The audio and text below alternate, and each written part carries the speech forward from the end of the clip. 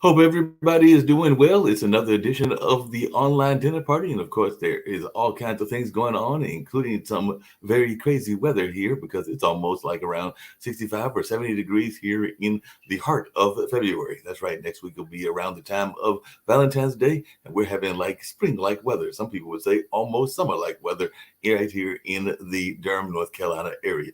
And of course, a lot of people have been very excited about basketball. There was that big rival game over this past weekend, Duke against UNC, first round going to Duke. And of course, on that same day, on this past Saturday, was National Marquette Day. That's right. My alma mater does have one of those, and we actually won that game against Butler. Unfortunately, we turned around on Tuesday and lost to Connecticut. So they were made it to the top 10. We'll probably fall out of the top 10 after that loss. But hey, who knows? Maybe we'll bounce back with a victory against Georgetown. And then we've got the battle with the other team that is at the top of the Big East, that being Xavier. I think that game is coming up on Wednesday. And of course, there's a big festival that's getting ready to take place as well, and that is the Funk and Future Festival. And of course, I was in a long planning meeting for that and was definitely looking forward to that event coming up at the end of the month at the Hayti Heritage Center. So that's just some of the things that are going on. And of course, a lot of people yesterday were also paying attention to the State of the Union address. And I know that there's some folks that are definitely dealing with the Super Bowl, getting ready for the Super Bowl. Maybe they're going to have a Super Bowl party. Maybe they're going to have a watch party. Maybe they're just going to sit there and watch it in the comfort of their homes. Speaking of the comfort of their homes, if you've got a meeting, one rule of that everybody needs to pay attention to is, there's all those incidents that have happened around Zoom meetings and all of that. And sometimes it can even happen in the latter days of COVID. Yours truly was just a victim of that. So it definitely was having a meeting, having some people calling me from one of the cultural arts centers that I work and had to get up and about and was not, fully in the closed manner and all in that space. So I had one of those Zoom moments,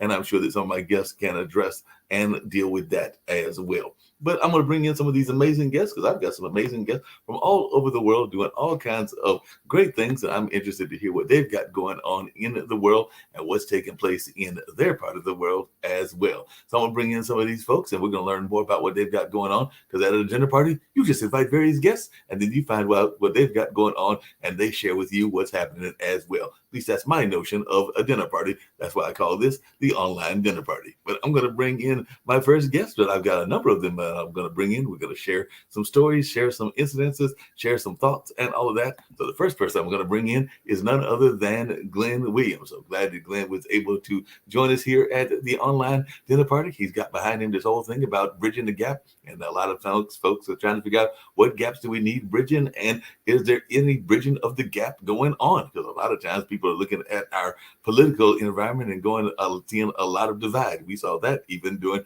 the State of the Union address and all in that space. But I want to hear what kind of bridging the gap Glenn is doing. And of course, I'll bring in some other folks as well. But definitely glad to have you here at the online dinner party. And like I said, we'll bring in some other folks, but share with our audience a little bit about yourself and what you got going on. And then we'll bring in some other members of the dinner party because it's just going to be a fun party and a lively party here on this particular Wednesday afternoon. Hi, Glenn Williams. I'm a retired police officer, detective, 26 years. I during that time witnessed a few things that were a little traumatic and developed PTSD.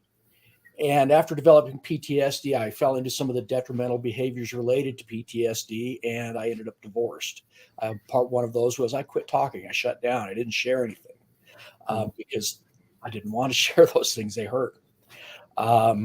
Bridging the gap for me is rebuilding our relationships and bridging the gaps that we created in them. And part of that is rediscovering ourselves because it all starts from within. And once I learned that and I changed me back to who I am and who I want to be, I was able to develop a great relationship with a beautiful lady and have a wonderful family life now that I had destroyed in the past. Wow. And so That's amazing.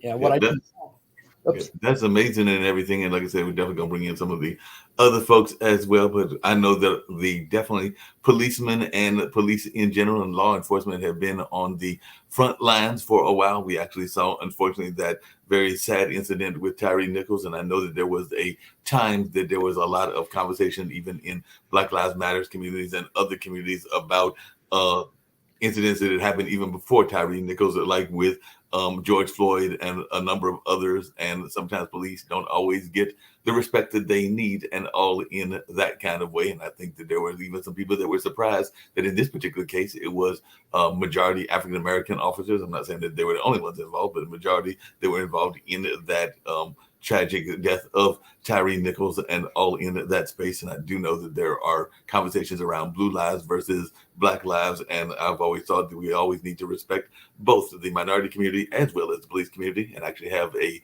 cousin who is a GBI officer, Georgia Bureau of Investigation, and has been there for a number of years. But I'm just wondering your take as to kind of the divide that has happened in our community between law enforcement and maybe just the community in general. Because I know that even the police chief that is now dealing with that situation in Memphis was in Durham before she was in Memphis, because she went from Atlanta to Durham and then Memphis. So definitely she was the police chief here before she became the police chief there.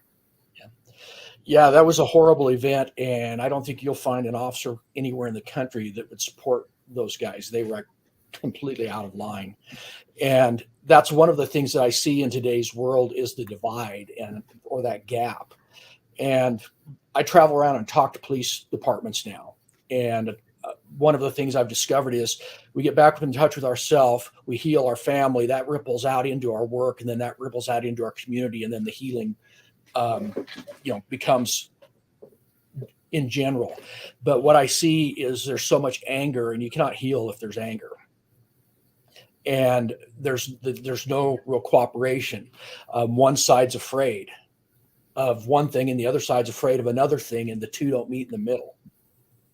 And that's where the communication has got to start. And again, we've got to get rid of the emotions and actually get down to some practical things, because to me, it's not black lives or blue lives, it's human lives. And that's, you know, that's where I would like to see, and see, we can only heal the world one person at a time. Yep. There's no doubt about that. Definitely got to heal one person at a time. And like I said, I know this part of this dinner party, we've got various people that are coming in. So I want to bring in some of the other folks as well. And of course, we're going to have all kinds of conversations, but I'm going to bring in Gregory right now and see some of the things that he's got going on as well. So, Gregory, if you'll share a little bit about your life and some of the things that you've got going on. And of course, we've got other people that will be joining the dinner party. And as y'all know, the dinner party is oftentimes covering a lot of different aspects of life. Thank you so much, Mark. I really appreciate you having me on. My name is Greg Ferriola. I'm one of the co-founders of Musician Indie Coalition, and my company works towards helping musicians develop full-time music careers by teaching them the business skills that are needed to build a business around their music. I've been working in the industry, I guess, for about 15 years. I spent most of my career working for Nile Rodgers, who just recently won a Grammy with Beyonce for one of her latest songs. But yeah, so we dedicate a lot of our time just to really helping educate musicians and helping them to increase their chances of being successful. No, I'm glad that you brought up the aspect of education, and that's definitely something that I am very passionate about. I know the network is very passionate about it as well. And sometimes, no matter whether we're talking about law enforcement or whether we're talking about what's going on in music, and I've always believed that creative writing and creative abilities can help us in our critical thinking that isn't always taught in our education system. So I'm just wondering to both of you how you feel we are doing, because I do know that Pod TV is very passionate about trying to change some of the narrative around education. So I'd love to hear your thoughts as to how we are doing in that educational lane. And I'll start with you, Glenn, and then ask Gregory, and then I'll probably bring in some of the other guests as well, because like I said, it's a full house. So that means it's going to be a vibrant conversation, which is what I love on these things. Well, things were going really well until COVID hit and kind of wiped everything out. We're rebuilding, and now with the law enforcement the way it is, underfunded, understaffed, it's tough to get people to training. I know, as I've sat in classes and I've taught and talked to people, they get the message, and the majority agree. Do they actually act on it? That's a whole different matter. But that's why we put in challenges at the end, is do this, and reach out, and I have them connect with other people that they don't know. And then they touch bases, because it takes 90 days to change a habit. And a lot of things that are being done are habitual responses. And so we've got to change the way we look, change our perspective. And then that will change it around. So I do think the education is a big part of it. And people don't realize the things that officers see every day. I mean, just your normal officer, never been in trouble, never been on a task force tracking serial killers or anything like that. Just everyday stuff, like having to pull a baby out of a pond and do CPR and not being able to save them, or running through a door when shots are being fired in a domestic situation, or just things that are just normal for guys. But those are stressful, those are traumatic. And right now I'm concerned, because we are sending traumatized people, the officers, out to deal with people in trauma. And then you wonder why things aren't working well. And so we've got to get a lot more self-care taken care of. And that's part of my message is it's okay to not be okay. It's okay to deal with it. Because until we deal with it, we can't heal ourselves. And if we don't heal ourselves, we can't help anybody else. Yeah, that makes a lot of sense. I definitely want to hear from Gregory as well. And I definitely want to bring in Makai as well. But one of the things I was curious about, Glenn, and everything, is that I know that even here in Durham, North Carolina, there was efforts to bring around people that are trained counselors into those police forces and into those incidences, because sometimes the police are not trained in how to deal with certain things around mental health and around even family situations and family dynamics and all in that kind of way. And I've heard some people that have been very much big fans of that, but I've heard other people that are concerned that you might be adding another element of danger into an already volatile situation. So I'm just wondering what your take is on that. Is that something you think that we need to see more of, is kind of these folks that are able to kind of alleviate those situations, or is it just that our police officers need better training in those situations? The officers, I think we need counselors and therapists there.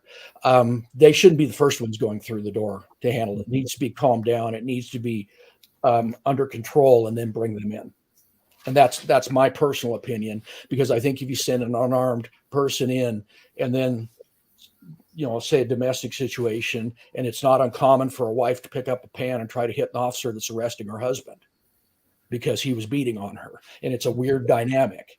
So if you send somebody in that has no training how to handle that, they're going to get hurt. Right. So you send an officer in or two, and you get it calmed down, and then bring them in and start working through the process. And I think that's probably the way. Is that a correct procedural way? I don't know. Every place has different procedures. The main thing is for the safety of everybody. And that's our main concern, and has been mine throughout the 26 years I was an officer and a detective. But I think it's definitely needed. I also know that there are police departments throughout the country now that are actually bringing in counselors for their own officers and bringing them on staff, which I think is a great idea, because then we're reducing that traumatic perspective that's coming out. There's just different things and ways they can be done. But I think it's a great idea. Yeah, that makes a lot of sense. I'm glad that you brought that up and everything. I know that one of the things that other folks have been concerned about, and I definitely want to get to Gregory's thoughts about education, and I also want to bring in Makai as well, is there have been some people that have been concerned about the nature of some of the equipment. And I know that there are some serious wars going on around the world. We know what's going on in Ukraine and Russia, and even in places like Eritrea and Ethiopia and Somalia and places like that, and of course around the globe. But then sometimes people get concerned that some of that kind of equipment is coming into our communities and all in that space. I know there are some people that are glad about that, and there are others that say that you have to have those kind of forces if that's the kind of folks that you are battling against, whether that's the drug folks or even some of the gang things, because even here in Durham, we will sometimes have some gang activity. But I'm just wondering your take on that before I get to Gregory on further on the education, as to whether we need those kind of equipment, and if we don't need the equipment, is that something that can be cut back in, or is it something we actually do need, and all in that space? But I know it's a personal opinion, but I would just love to hear yours. There's a place and a time for the equipment, and the equipment being brought in is not military grade. Never has been.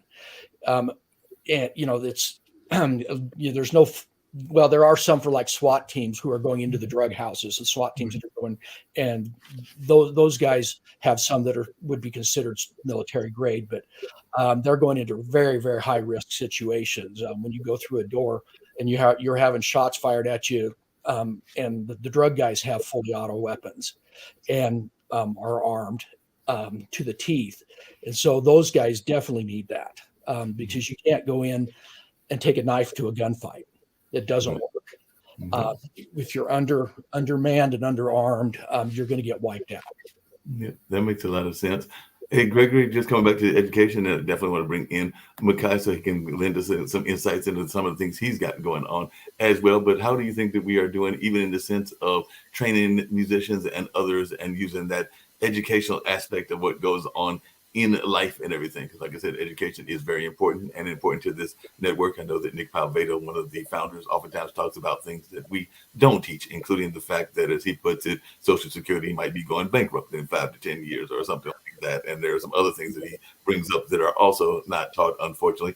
And one of them I'm getting ready to get to, because I think all of y'all can address this, including Makai, is that business education and even having a business plan isn't always taught. And if you're going to be an author, or if you're going to be a police officer, or you're going to be a musician, or you're going to be a number of other things, you oftentimes need a business plan. And a lot of times we go into these various things that we go into without a business plan or a plan at all. So definitely, I'd love to hear your thoughts, Gregory, and then I definitely want to hear Makai and hear some of the things that he's got going on as well. Like I said, we got a full house, so I'm going to bring in a whole lot of folks during the course of this conversation. Yeah. Absolutely. I mean, I run an education company, so I think educating musicians is extremely important.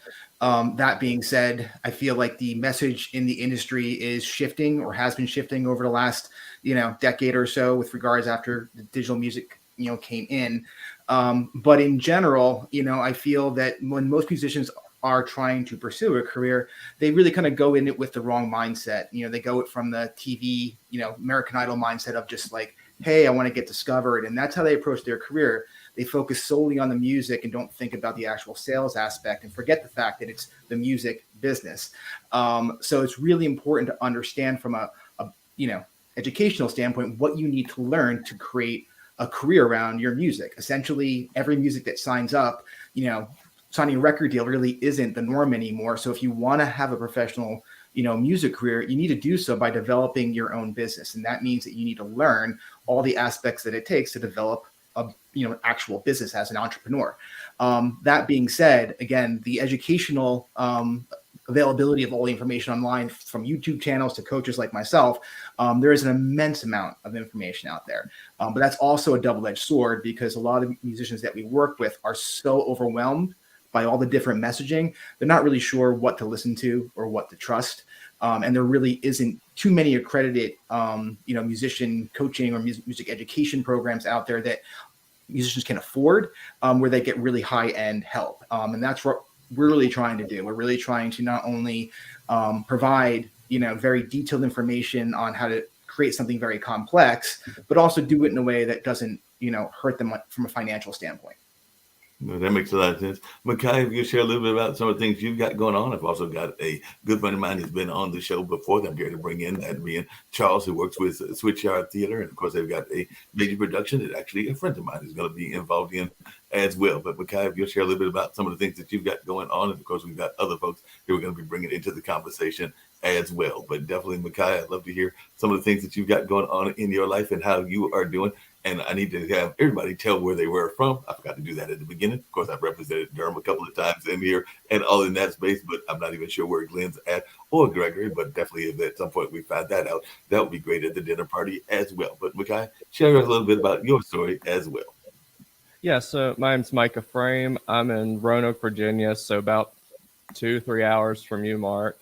I'm a CPA, been in practice for 10 years, largely focused on growth-centric companies. We do a lot with online businesses or people just that have rapidly changing kind of dynamic situations, largely because I get bored very quickly. And when we first started out, we had great clients, but they had the exact same situation every year, which, at least for me, got a little bit tedious. Past couple of years, what we've been working on a lot is, again, due to my boredom, is crypto and NFT taxation, largely because there's next to no regulation or guidance out there right now. So it's been a lot of researching and learning and trying to find things in traditional finance or business law that are applicable and analogous. So that's been our big push the past couple of years. That makes sense. I know a lot of artists, including some artists that I'm involved with, that have been very much in that crypto space and all in that kind of way. So I'm just wondering, how has that been dealing in terms of legalities? Because I do know that some people that were very much interested in that space, and then they saw kind of, I think it's FTX or one of those companies that went very much seriously bankrupt and had folks disappear and maybe have been resurfaced or not, and all in that space. But it's kind of colored the people's attitudes around that kind of work and everything. But there are a lot of people that are still very much excited about it. Like I said, I've got some friends that are in the metaverse space, and they are definitely looking at some NFT projects of their own, and they're even onboarding some people into the NFT world. But I'm just wondering, how has it stayed popular? Has it run into some problems because of some of that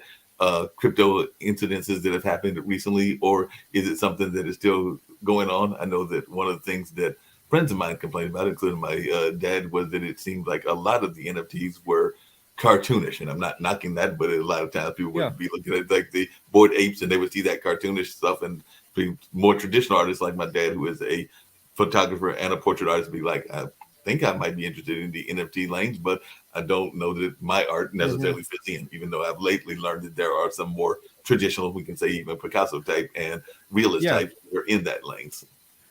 I think we kind of ran. It was almost like hopefully it's not. We're not going to have another one. It's almost like we hit the .com bubble when it came to crypto, because for a couple of years, if you put your money into anything, you were going to make money. If you were able to grab an NFT, if you bought a project early and it wasn't just a scam, if you timed it right, you could get 10, 100x your money. So people were just pouring in money that they did not have to lose because they were just hitting it on a bull run. Now that we've had the economy slowing down, the crypto market is down 50 to 90%, depending on what you're in. It's definitely slowed new interest, but it's also weeded out a lot of the scammers and the people who don't have any really like proof of concept with their project. So we're having a lot of crypto companies approaching us now who started a couple of years ago, who are still plugging along.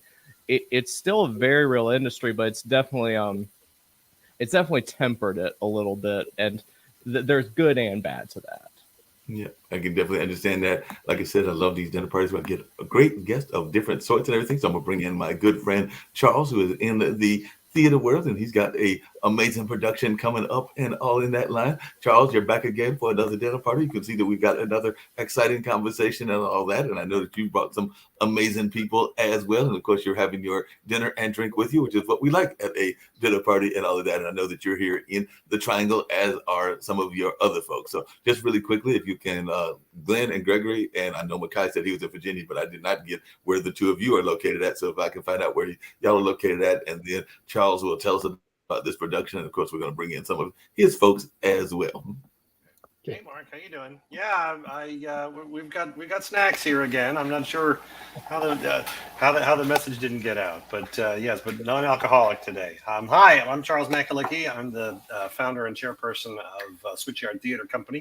We are a nonprofit 501c3 semi-professional theater company located in Triangle. And we've got a production coming up of Present Laughter, which is going to be at the Durham Arts Council from February 23rd through March 5th. And this is kind of an exciting new production for us. This will be our fourth production in the Triangle, and the first one that we've really partnered pretty closely with North Carolina Central University staff to bring to life. And our director is one of the professors there. We've had a lot of support from the communications department and theater department staff there in terms of costumes and rehearsal space. And we're really excited to give some of the students also an opportunity for exercising their skills with this production. So it should be a great production. I look forward to it. I'm actually going to bring on Nadia, who I know is one of the or is the director of the production. And I know I have a great deal of respect for North Carolina Central University. A longtime family friend is and still remains to be Dr. Linda Norflet, who is a friend of both me and my mom, and all in that space. And I know that she is part of the legacy that North Carolina Central has, and a very rich legacy in the theater. People forget that even Zora Neale Hurston had some ties to North Carolina Central University as well, way back in the day. And of course, the gentleman that was on the older one of the older shows, Hogan's Heroes, and all in that space, Ivan Dixon, also has some ties to Central. As a matter of fact, I believe that the Central Players at one time, I don't think they go by that name anymore, but they at one time were called the Dixon Players, and all in that kind of way. So I do remember that is definitely something that people remember about that legacy. And like I said, I know quite a few of your alumni, including Wendell Tabb, who just retired from Hillside High School, and Irvin Truitt, who is still involved in theater, and as is Wendell, because he has his own professional theater group. And of course, Denise Barnes, who sings with the jazz band, and a number of other folks. We could go down a whole list of about probably hundreds that I have known through the years, and all in that space. But definitely Central, as Charles says, has a very rich tradition and a greatly respected tradition, including having one of my coworkers who I understand might be having a role in that production, because we talk about it often when I go to work, and I'll be going to work later on today at Hayti. But I do know that John Frazier has got ties to Central and is also tied to this role as well, or this particular production. So definitely I'd love to hear some of your thoughts about the production. And before we get to that, Glenn and Gregory, I'd ask you earlier where y'all were, so that they folks from the Durham area can find out where y'all are. And of course, there are some of these conversation points that will cover a lot of things, including mutual things, even around theater and life in general. But if you would just tell us where you're at, Glenn and Gregory, I would appreciate that. Mark, I'm actually in Utah. Okay, so he's up there in Utah. And Gregory? I'm located right outside New York. Okay, so we got Utah and New York represented in the house and all of that. And that actually is one of the questions. Hey, Nadia and Charles, I doubt very seriously that either one of these two folks, maybe Mackay will, because it's not that long of a drive, but he might come down. But I doubt either of these two are coming down from Utah and New York, respectively, to the Durham Arts Council. I love the Durham Arts Council. If they want to get the tickets to come down, I'm not going to argue with them, but I'm just thinking that resources, reality are there and everything. So is there an online version? Is there going to be any recording that they can actually see the production if they don't make it down during the production time? Yeah, well, unfortunately, no, we do not have broadcast rights to the show this time around, and the licensing organization has been very, very lenient with us thus far. We've actually made some changes to the asked for some changes to the script and some flexibility in casting, and they've been remarkably accepting of that. So, but I don't think they'd let us broadcast it, unfortunately. Unfortunately, that is the case. Nadia and everything. How did you get involved in theater? And like I said, I know that rich tradition, and I've definitely known Stephanie that has been over there. Like I said, I've definitely known Dr. Norflet, known quite a few of your other professors, including Karen Dackins, Brock, and Johnny, and a number of others. But I was just wondering, how did you get involved in the theater community? Were you like a student from Central that then came back, or were you trained elsewhere and then came to Central? But how did you actually get into this space? Well, it's a great story, and let me make it as fast as I can. I actually I'm originally from the Bahamas, and I was teaching at Jackson State University for about 13 years before I met Dr. Shabi, who's now the chair. I met her at a conference, and I heard that there was a job opening, and I looked online and applied. And, I may have been on my best behavior at that conference, and I interviewed and I got in. I came in at the end of Dr. Alston's tenure here, so I didn't get to meet him. And so I started here almost 4 years ago. And just recently, Charles from Switchyard, connected because, we had the same goals in mind. Charles wanted to make sure that more Black students and people of color could work together on stage and behind stage and get as much professional experience as possible, especially the students. And so in that regard, when I met him, we had the same goals in mind. And so I was very excited when he asked me to direct this production of Present Laughter, a fast-moving comedy. All of you that can come and join us, it's going to be quite a thing to see. But so that's the short and long of it. I definitely appreciate it. I know folks will be trying to make it from this area and every other parts of the triangle and maybe even other parts of the state and everything. I was actually going to bring in one of the actors as well, just to hear some of their thoughts. And of course, we got some other guests that'll be coming in on this show, but I do know we've got Akil as well. So I wanted to learn more about from Akil as to how they got involved and their own role. I understand that they are a student over there, actually a lead actor, and are an alumni of North Carolina Central University, which, as I've said before, has a very strong and rich theater heritage and all in that space. So how long ago did you graduate, and what are some of the other productions you've been in? And tell us a little bit about your involvement in this particular production. Yeah, absolutely. Thank you so much for having me. I'm excited to be here. So to clarify, I actually did not graduate from North Carolina Central University, but I am very proud of the time that I did spend here. I was an early college student here, and then I did a few years here. I started out as a vocal jazz studies major. I transitioned into industry, and then I found myself spending a lot of time in the theater department. By the time that I got heavily involved in the theater department here, I had already withdrawn from the school, just not because of the school, just some personal life things that I was experiencing. But I became a community theater person with North Carolina Central University. I worked very closely with Dr. Ashabi and the group of wonderful and talented students that were here at the time. I got to play Dolores Van Cartier in Sister Act. I got to do a number of student-written pieces. We did Lysistrata. We did our own version of Romeo and Juliet, which I was a part of the writing team for that, just to name a few things. And out of this illustrious university has also come Never Stop Productions, led by Arthur Reese and another gentleman named Sean Callow. I did Sherlock Holmes with them.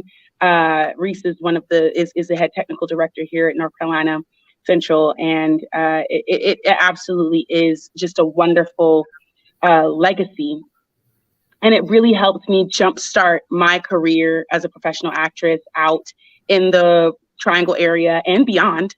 I've done a lot of work up and down the East Coast. I've been getting into film. So it has really been a wonderful experience and a wonderful journey. I got to meet Dr. Bodhi, Nadia, right before I left to go off to the military back in 2019, right when she first started here at NCCU.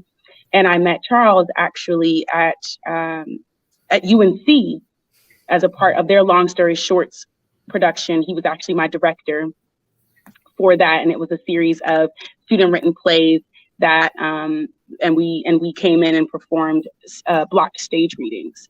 So yeah, that's a little bit about me and how I ended up here. I play the role of Joanna in Present Laughter.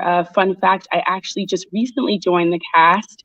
The original person who was in the role had to drop for personal reasons. And so Charles called me in. And so 2 weeks to show, we are rocking and rolling and making it happen. So I am ecstatic to be here and so excited to just be a part of the journey. You know how that fast process can be. As I mentioned earlier, I'm in the process right now of organizing a Funk and Future Festival. That's why I mentioned when I said the whole Zoom disaster and all in that space. But definitely that is going on, and that'll actually be right after y'all's production, because that'll be the last Sunday of this particular month with 2 funk bands and some people demonstrating robots and drones and all in that kind of space. And that'll actually be at the Hayti Heritage Center, which is another part of the rich tradition here in Durham and all in that space. So I'll bring in another one of my guests and everything and see what their part of the story is and how they are doing in their life and all in that way. So glad to have Michelle here. So Michelle, if you'll share a little bit of your story. And one of the questions I was going to get ready to get to everybody is, and I don't think anybody here suffers from it, even though I do know it can be a very real problem. It's one that I have faced. Other people have faced it as well. But there's this whole notion of not believing in yourself, the imposter syndrome, or having those people that are negative or kind of like want to be those inner critics or those outer critics, and also our inner critic being an issue. And I'm seeing a bunch of very confident people here on the podium with me and all in that way, but maybe they have had their own dealings with that inner and outer critic. So I'll start with Michelle and see a little bit about her story and what she's got going on in her life. And then I'd love to hear how that works in that whole inner and outer critic life, because I do know that sometimes we can be our own worst enemies. Absolutely. Yeah. Thank you so much for having me, Mark. I'm Michelle Serra. I'm the founder of Elevated Mind. I am a business and mindset coach and certified happiness coach, as well as the author of the best-selling book, The 7-Minute Shift. So my work largely surrounds entrepreneurs in their first 1 to 3 years. I help them to manage that inner struggle that's creating the struggling business, right? You talk about the inner critic, the imposter syndrome, all those things. I help and teach how to navigate through that. Yeah, that makes a lot of sense. And I know that that can be a big issue. And I know that even in the acting world, and I'm sure that some of the folks on this panel can relate to what I'm about to say, we sometimes are not always willing to accept our worth and even go after our worth. And sometimes that can be something that even business owners have to face as well. I'm sure that Makai, who is a CPA, can address that. And I'm sure you can as well, Michelle. And I'm sure that even Achille has had some times where she has been told to do the work just for the sake of the work, or because it's going to give you some experience and all of that. And of course, we all need to eat and survive. So that whole notion of just being able to do it for the sake of doing it isn't always going to be enough. But I'd love to hear some of Achilles' experiences in that. But I'll start with you, Michelle. How do you encourage your business owners not to belittle their worth and to actually go after their worth? It's a great question. We start with, just like I said, the 7-minute shift, a process that I developed that is meant to and designed to help you elevate your state of mind very quickly every day, right? Because so much of our beliefs frame how we feel about ourselves, and that in turn influences your behavior, right? And which then, of course, creates your results. So we begin to kind of break down some of those beliefs that are not actually accurate, and we give them different meanings, right? We look at, for example, I might have a client that recalls a certain event that they created a belief around, and we look at that as if there were 4 other people standing in the room and give the meaning that each of those other people would have interpreted that event to be. So we simply kind of break things down and look at it very logically. But it's also about owning what you're capable of creating. I mean, we all influence our reality, right? We all are able to make things happen in our life. We have that ability, we have that power. And so it's also about owning that. So much of the work that I do is really kind of unearthing the truth and kind of pushing all those beliefs aside that really aren't serving you, so that you can move forward and reach those goals, right? Yeah. That makes a lot of sense. Achille, what is your thoughts about that? I'm sure there have been times that you have been hit by folks that have wanted you to do work. I know that Switchyard is a professional company, but I'm sure there have been times that folks have asked you to do it just for the sake of the experience. And I'm not knocking the experience route, because definitely it is good to get experience. And sometimes you may take a lower pay or no pay because of the experience. But at some point in the career and in the life, it's the notion of you got to pay the bills and take care of yourself as well. So I'm sure that is a true dialogue that you have to have with some of your people as well. So I'd love to hear your thoughts as to how you handle that and ways that you do that. Yeah, absolutely. You're 100% right. For a long time, I suffered with, and this is actually something that my fiance helped me work out of over the few years that he and I have been together. I suffered from feeling like I was asking for more than I was worth.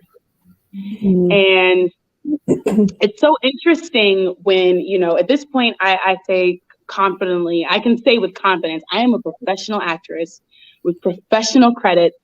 And, I've been in this thing seven-ish years now. Long enough to feel very solid in my work and always learning, of course, but still knowing that I have absolutely done my fair share of charity work, as we like to call it. And in the beginning of your career, and any career, most careers that you take part of, you go through that lull of time where you're like, okay, I'm doing this to gain experience. I am growing my knowledge. no, right now I'm not worth, $300 an hour, right? But it wasn't until last year when I think last year I probably averaged about 8 shows last year, which it was a big year, and 8 shows in a year, that's a lot. If you calculate how much time you have to spend in rehearsal, the amount of prep time, I had shows stacked on top of each other. I was doing 2 shows at a time a lot of the time. And, after the year closed, I was like, wow, the amount of ground that I have moved in my acting career is astronomical.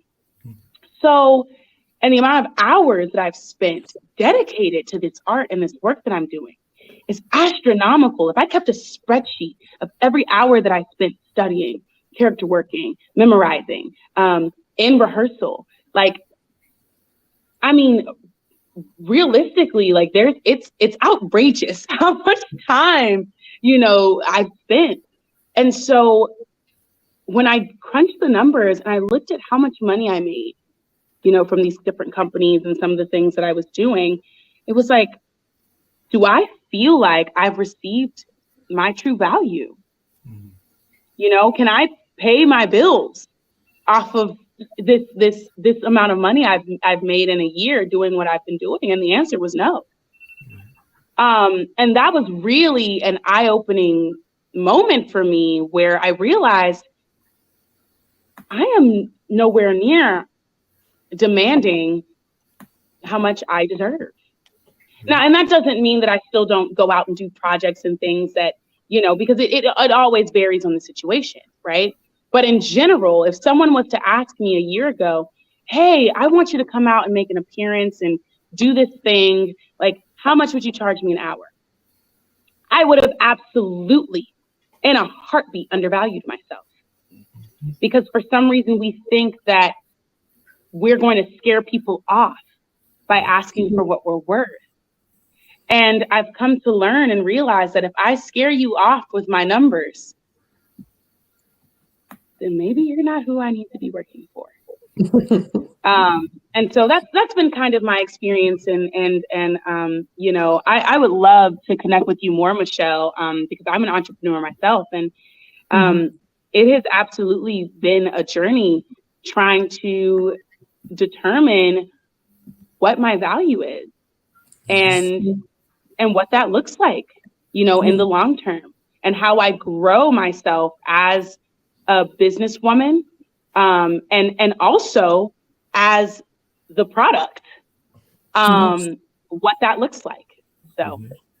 No doubt about it. And I'd love to hear from some of the other folks. Well, I got 2 more folks that I'm going to get in before we get all of the conversation going and all of that. Like I said, it's about an hour and a half, 2-hour conversation usually with these things. But I did want to bring in Ellen and learn more about Ellen as well. So Ellen, how are you doing? I know you've been backstage learning and listening and absorbing and all in that space. But if you'll share a little about your story, and then I'll bring in Naveed last but not least. But if you'll share a little bit about your story as well.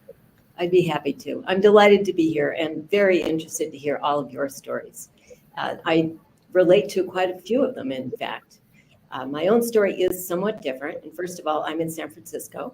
So I'm on the West Coast, very different than most of you. And I came about becoming a life transition coach through a very circuitous path. I started out as an artist, exhibiting, having gallery shows and selling my paintings. And then at some point, it got really hard to know if I was going to sell another painting in 2 weeks, 2 months, or 2 years. And I eventually shifted into working in advertising for many years, and also a digital media company. And I was there for a lot of years until 2019, I got laid off. And we were going through a rough time in our company. It wasn't just me. However, I discovered that as an older woman in a young tech town, it's very hard to get hired. And in fact, I did get hired for a contract job, and it was a nightmare. They hated me, I hated them. It was just a terrible idea. So then I had to really step back and say, what do I really want to do? What do I want to be when I grow up? What is important to me?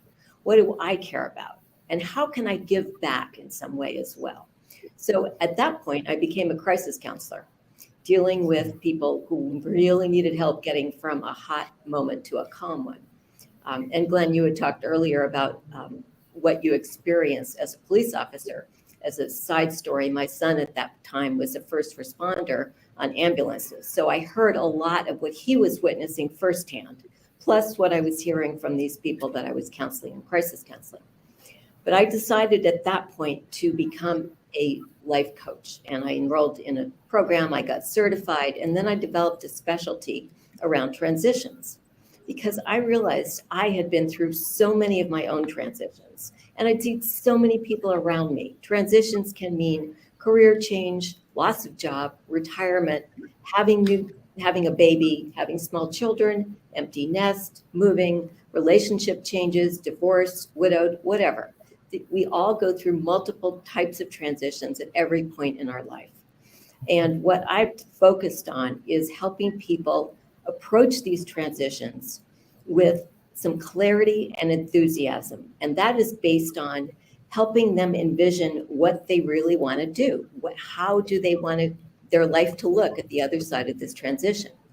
What is important to them? And Michelle, you referenced limiting beliefs. That's absolutely crucial in this path, and helping them break down what is holding them back. What assumptions are they living that are preventing them getting through this transition time? So I've developed a methodology to help them do that, and then I work with them on an action plan that is actually actionable, that they can be accountable for to me. I help them with that and figure out what's realistic for them.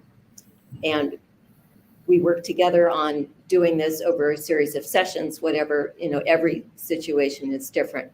But I've had a lot of success and satisfaction helping people, giving back in a way that I never could do in my previous lives, from which I draw a lot of experience, which I can now bring to the fore to help people get through their various transitions. And as I say, I've certainly gone through my own, including this most recent one of reinventing myself.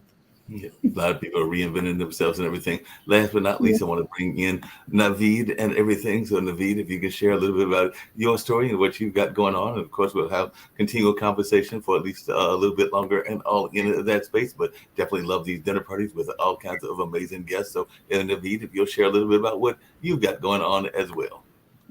Yeah, absolutely. So I'm part of the Switchyard crew here. I'm playing a character called Hugo in Present Laughter, and honestly, I'm thrilled to be here. I'm thrilled to be in the production as well. It's sometimes when you're doing collaborative art like this, you start to wonder, we're having so much fun. Are people actually going to realize how much fun we've had doing this? That's definitely the kind of atmosphere that Charles and Nadia have built in the production that we're doing. As for myself, I came to North Carolina, well, actually the United States, in fact, about I want to say 11 years ago now, straight to Chapel Hill, and I've been living here ever since. I love the area. I love the weather in particular, especially on days like this. And around 2018, I got retrenched after a long career with Verizon. I thought to myself, is this a good time to have my midlife crisis? And it was. And coming back to, the theme that so many of us, Glenn, Gregory, Ellen, and Michelle, that you guys have brought out, which is, what is my worth in terms of what I want to do, not what the world wants me to do. And, by coming from, a very strict sort of Indian, Pakistani, Muslim background, there have been a total of 4 career options available to me as far as my father was concerned. I could be a doctor, a lawyer, an engineer, or an accountant. Things creative were kind of, they were the realm of someone else. And that's how I got into theatre in 2018, I decided to throw off my shackles and decide to do something really creative. I got involved with a company called Bear Theatre, and was in their production of Timon of Athens. And then following that, I've been in a number of productions in and around the area. But I'm also a local theatre critic with Chatham Life and Style. And one of the key things then, and again, this brings us back to this conversation, that we focus on is really what is representation when it comes to the arts here in North Carolina, and are artists of color getting their worth? Are they getting this, not just the pay, but the stage time, the face time, the publicity that they need? And it's a debate that never ends. It's ongoing, and that's why our work at Chatham is quite important, because we really want to try and promote the best of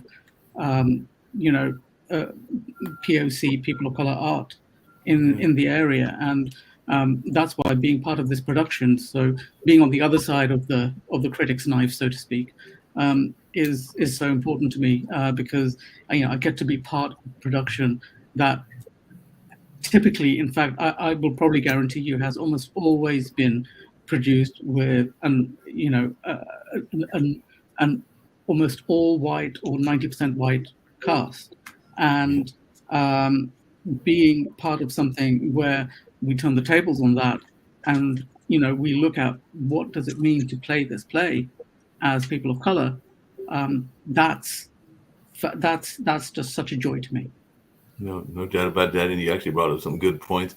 And all in that space, one of the things I was curious about and everything, and I'm actually going to have to jump off camera for a minute and all in that way. But one of the things I was curious about was this whole notion of two things. One, reinventing yourself, because that is definitely something that is a kind of a theme around all of you, including my good friend, the police officer, and some of these life coaches, and even the person that's involved or was involved in the accounting and NFT space, but also representation. So I'd love to hear anybody's thoughts around whether we are seeing enough representation across the board, because I do know that issue of having a fair representation and having a diverse representation has been something that has been talked about in the education lanes, in the theater lanes, and even in the law enforcement lanes as well. So I'd love to hear y'all's thoughts around representation and maybe even the reinventing yourself part of it as well. So I'll start with you, Glenn, and I'll be listening while I make a quick bit of a change that I've got to do as well.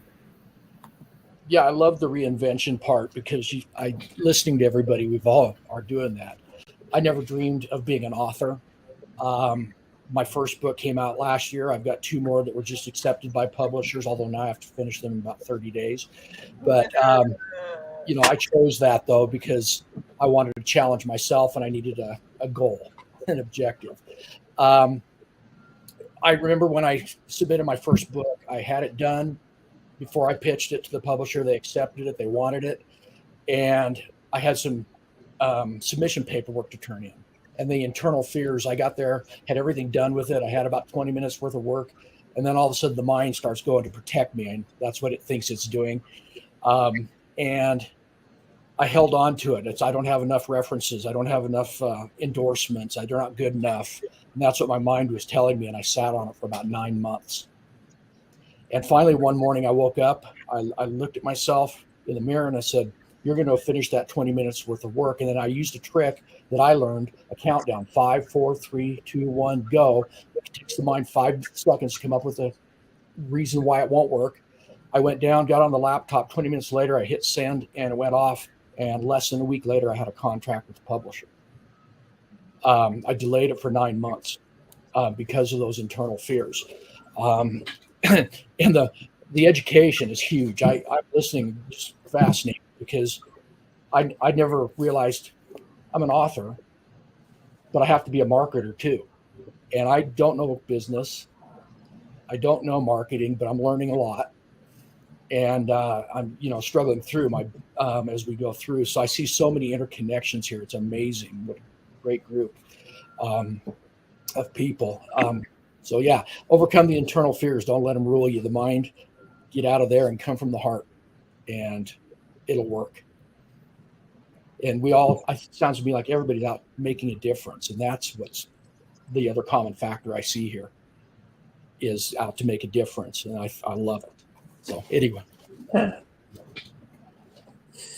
Well, Glenn, my background is all online marketing. I've been in online marketing for over 15 years. And it's actually what pushed me into the mindset work, because I witnessed, I coached and trained over 900 people in a period of about 5 years in marketing. And it didn't matter who you were, where you came from, how much money you had. There was still only a very small percentage of those that would succeed. And that's what, pushed me in this direction to figure out why. Like, if you have all the tools, why are you still not succeeding? And of course, having my own demons, right? And so, that's that piece of what you were just speaking to, is the very first thing you have to overcome is self. And everything else becomes so much easier, right? Gregory, you talked about entrepreneurship and how hard it is. I think you said something about that in terms of musicians. It's like, that's the reality is, what are the expectations going in? What does then the mind put up? What walls does the mind put up, right? And if we can address that first, the rest of it becomes so much easier, Yeah, I think one of the things we always talk about with our artists is the hurdles and obstacles they have to go through. And they think that when I'm addressing them, they think about it musically or business. I'm like, nah, the biggest obstacle you have is yourself.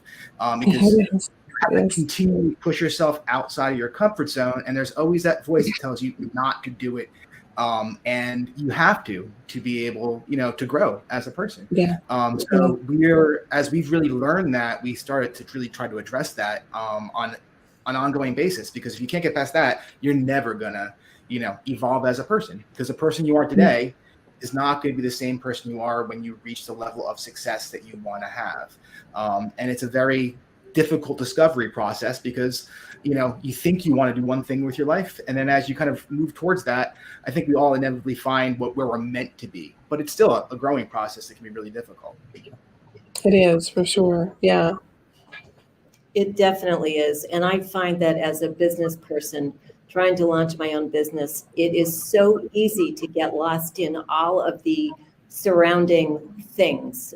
In other words, all the platforms, all the technologies, all the software, all the things that you, quote, have to learn and should be doing, all the social media promotion, the brand identity development and putting out there. It takes you farther and farther away from the core of your business. Yeah. But I do believe it's important to stay true to oneself. I personally have had to sift through those demands and decide just how much time I'm going to put in. I've watched colleagues lose themselves in those things. I've decided that writing, as I do for medium.com, and eventually I hope to do a book, but writing is satisfying for me. Doing podcasts, I've done a live radio interview. However, I am not spending a huge amount of time on social media, because personally, that's not where my strengths are, and that's not what I feel comfortable doing. It may take me longer, but I have to be true to what I believe in. And I know also that one of my first favorite expressions is perfect is the enemy of done. And if you invest a huge amount of time doing all of these ancillary activities, you will never be done. You will never do enough. And furthermore, there are a ton of people trying to hit me up, probably other coaches as well, with ways they can grow my business. And sifting through all of that, and I did work with a business coach, which I did find very helpful, but sifting through all of the, quote, help out there to do all of that ancillary activity is so time consuming. it is. It is. Yeah.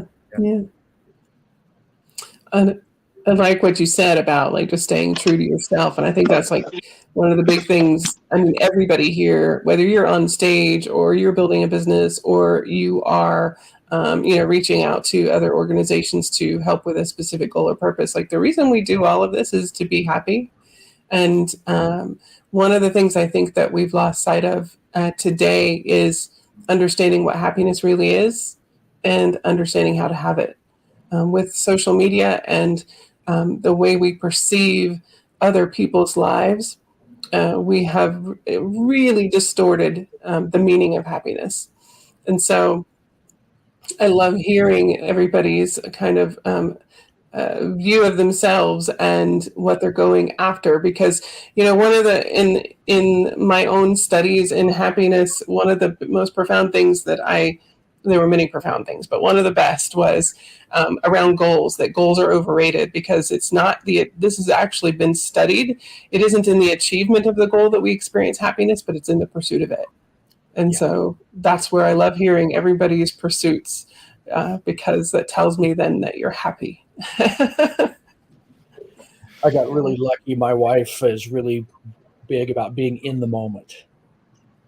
And when I used to, my kids live 3 states away, and so it's a 12-hour drive. And my goal was, I'm going to get there in 13 hours. Got to stop twice for gas and get something to eat. I'm going to get there. And the last time she went up with me, it was our first long trip together, because we've only been married about 7 years. But she said, 3 hours into the trip, let's stop here. I looked around and looking at my watch, thinking it's 3 hours. Well, there's a haunted hotel. Let's stop there. And it was a third hotel in the Western U.S. with an elevator and a huge history. It was cool. Yeah. So we stopped, had a nice steak dinner. Well, the next day we drove 3 more hours and went, we found a cooktop for the house we were building on sale in Idaho, of all places. And so we stopped, and then we stopped and visited a winery and visited. It took me 3.5 days to get home on my 13-hour trip. And you know what? It was the best time I ever had, but it was part of step-by-step being in the moment of us. Absolutely. Yeah. That's incredible. I found that for me, happiness is, it's a journey. It is small moments that accumulate into something bigger, and they have their moments. They can, and you sort of have to stretch them out to help them balance. And I don't know if that makes any sense, but I have a wonderful story where I had such a great moment of happiness that anytime I need to get a reboot, I think of that moment. I had been teaching for some years and won, faculty of the year. And I was teaching in class, and a big, huge arrangement of flowers arrived in the classroom. And I looked at my students, and I was so overcome and thankful to them that they had thought to honor me in this way with this huge arrangement of flowers. And I went on and on about how wonderful it is for them to honor their teachers. And, there was a time when students would bring their teachers apples, some sign of respect and appreciation and gratitude. But these flowers were just so amazing. It's such a grade of those apples. And then I read the card, and it was from the president of the university. And the disappointment, the heartbreak of realizing that I'd spent 10 minutes at least thanking them for their thoughtfulness and the tradition of giving apples, some crap like that, I shared with them, and it wasn't from them. And so I finished the lesson in, I don't know, talking about the Romans in theater. I don't remember. I was so traumatized. Finished the lesson, not myself, trying to push it. And they all left. See you later, Dr. Nodi. See ya. Bye. And, went and sort of had a pity party at home. The next class session, I walked in, and I was wondering why the students they were sort of standing at the end of the hall. I said, "Come on in while you're waiting." And so I walked in the classroom, and there were 12 apples lined up on the desk. And when you talk about happiness, it's something, moments like that in this journey to grow up, to be what we want to be when we grow up, that I pull on when I need celebration, when I need a boost, when I need to remind myself why it is that I do what I do, when it becomes so overwhelming. So thought I'd share that. That's a wonderful story. Yeah, thanks. That's Beautiful. actually one of the steps that I teach in my 7-minute shift. You just said it when you recalled a memory, and that's one of the things that I call it borrowing joy. But yeah, that's just an incredible story. Thank you. Great stories, and I definitely want to bring in two of our other guests and see what they've got to say as well. But we've got Frederick Duddick here, as well as, of course, also Justin May. So Frederick and Justin, if y'all will share some of your own personal stories and all of what y'all are involved in, I'm sure that folks would love to hear y'all's journey as well. We've been talking a lot about finding yourselves, definitely finding that journey of life, and definitely trying to stay ahead of the game and all in that space. But Justin, I'll start with you, and definitely I'm going to hear from Frederick as well. Yeah, absolutely. Hey, thanks so much. I've been hanging out backstage for a while, listening to everybody here, getting an evening dose of motivation for me. At least here, it's almost 5:00. So, no, my name is Justin. I'm a lifelong entrepreneur, specifically within the real estate field, and I do a lot of mentoring, get mentored from a lot of people, always looking for opportunities to grow and meet great people like yourselves. Got introduced to Mark through a couple of websites, forums and stuff that we comment in. And he told me about this. I told myself I had to join up and see what y'all were talking about. So I'm just excited to be here and excited to kind of absorb information from all of you.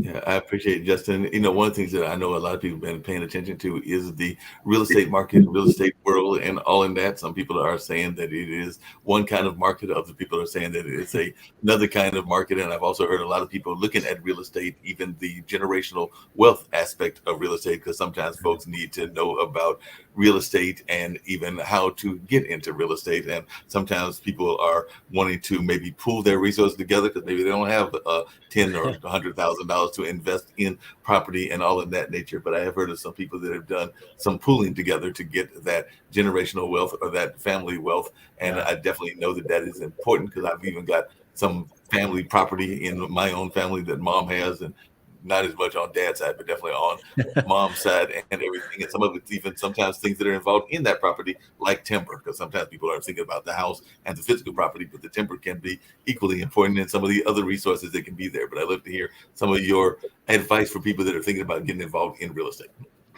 Yeah, absolutely. Would you like me to give my advice now, or let Frederick kind of introduce himself first? Whatever's best for you. You give your advice, and then I'll have from Frederick as well. Okay. Yeah. I mean, when it comes to real estate investing, it's something I've been in as a profession for just about 10 years now.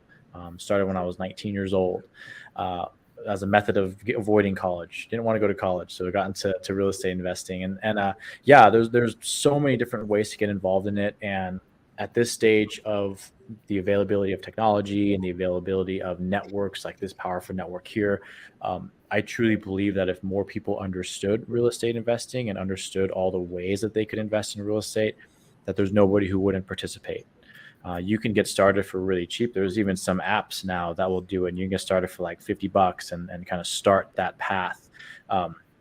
And then up to, like you said, 10,000, hundreds of thousands of dollars, and people will pool their money together. That's part of what we do, is we pool investors' monies together to buy big apartment buildings, and really start investing that way. A lot of people, anybody who invests now, no matter what you invest in, always says, I wish I got started sooner. That's always what they say, right? I wish I got started sooner. When was the best time to plant a tree? It was 10 years ago. So, just getting the ball started and getting going in that process, I think, is so important. And I think so many more people need to understand real estate as an investment and as a method of creating that true freedom, like you talked about. Really getting away from public investments that, by the numbers, are dooming a lot of people in the horizon in the next 20, 30, 40 years, won't be able to support this population. So that's really a big goal. I love to talk about real estate and kind of educate people on what else is out there for investment strategies for them. So that's what I spend most of my time doing now. Yeah, that makes a lot of sense. And like I said, I know a lot of people are very much getting into that real estate space. I know a lot of people have also been concerned because they have seen, unfortunately, our apartment rates go up. I know even in the apartment complex that I live in, it has definitely gone up. And sometimes people are thinking that maybe a house is the better option because the apartments are definitely going up. And sometimes that is an investment that people need to make and everything. But I do know that it changed even during the pandemic, because there was like these relief efforts to try to make sure that people were able to stay in their apartments and got the relief money. But now the apartment complexes are sometimes turning the screws up, if I can use that expression, and everything. But your take on that kind of cost of living and everything. Yeah, I mean, we have a housing shortage in this country in most places. The country as a whole, we don't, but in most places where a lot of people, population concentrations, there are. Now, what happens was when the government came in and subsidized a lot of housing or gave a lot of stimulus checks, we're paying for it now. Now, I talk with a lot of economists about what happened, and the general consensus is what the government did was a good thing. They probably overdid it a little bit because inflation kind of shot up and it's kind of lingered around here for a while, which is like you said, tightening the screws on a lot of people. But if they didn't do that, we could have risked essentially the banks failing, which means our entire country fails, our entire financial system fails. So I think there is a dilemma that we're facing of housing in certain areas. You'll even see in certain areas like Phoenix, just the numbers don't work. You have 50,000 people moving in and 25,000 units of dwelling being built.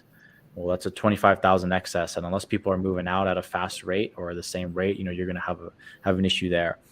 The increasing remote work has helped a ton. It's helped a lot of people realize, okay, I don't need to live within the city or within where I work. I can go live out. I live in Kansas City. You can live pretty comfortably here for not too much money. So it opened up a lot of avenues there. Costs are increasing everywhere. I know a lot of my investor friends who have big apartment buildings, and they're losing a ton of money right now because maintenance has gone up, parts are going up. To replace an air conditioning unit, it's like 3 times as much as it was before. So there's a lot of factors that go into it, and we have a housing shortage fundamentally. And I do think at some point the government needs to step in and say, hey, this is what we're going to do to build more houses and to build more dwelling units. That just hasn't happened yet. And I'm not here to wait for the government to take care of things. We build apartments as well because that's just such a big need.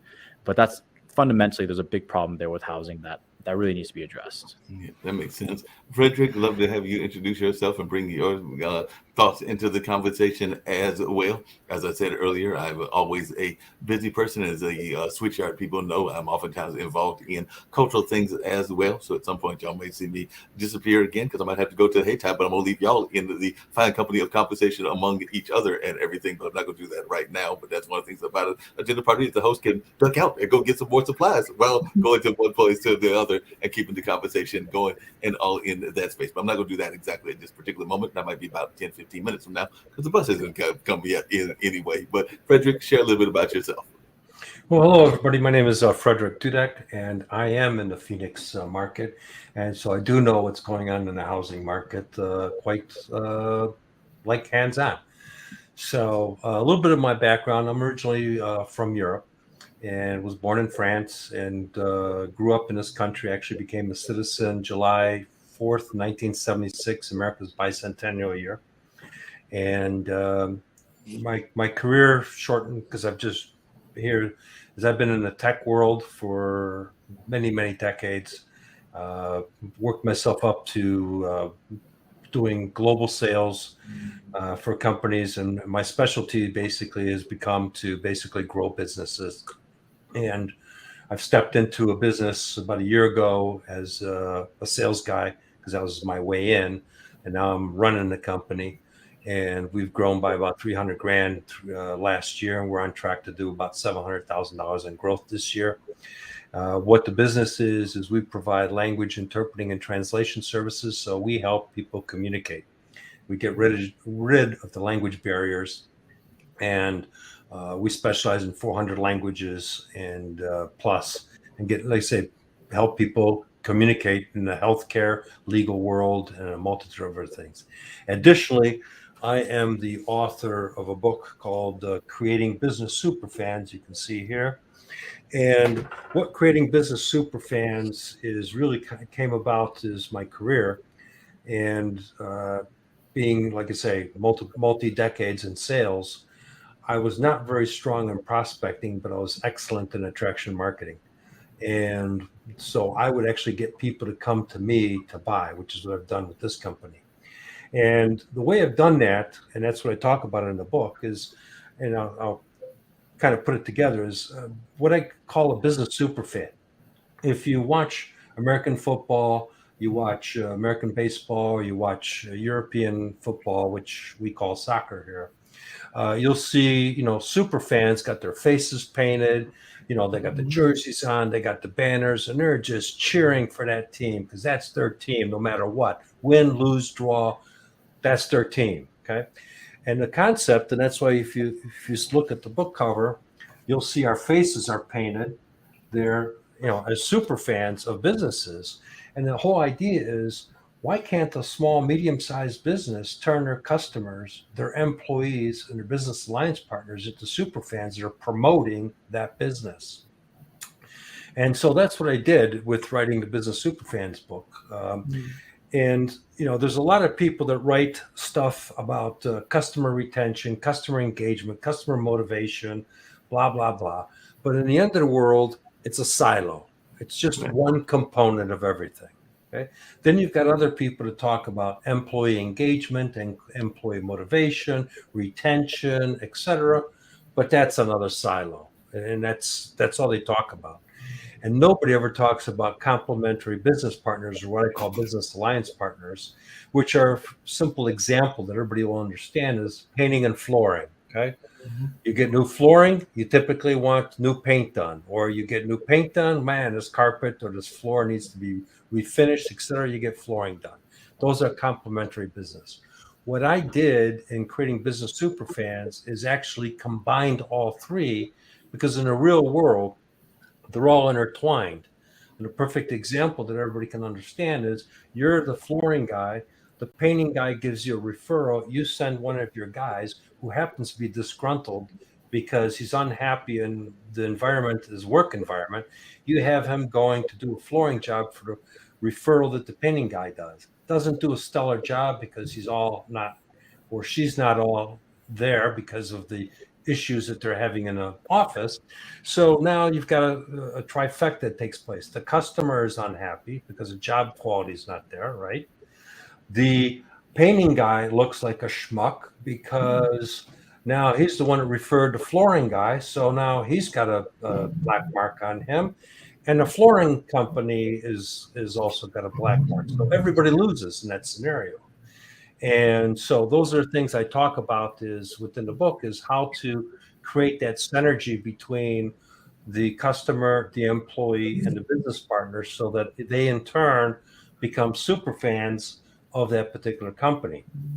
Quick, short examples. I just had a birthday last week, and for the first time ever in that company, I walked into my office, and I have pictures. My whole office was decorated with balloons, hats. They even bought me a couple of tall boy kilt lifter beers and stuff like that. And I've transformed the energy in that company by really just doing things that people should be doing, which is, saying thank you, appreciation, recognition, expressing gratitude. I have a saying in the book that people will crawl through broken glass for appreciation and recognition. Tell me I'm wrong.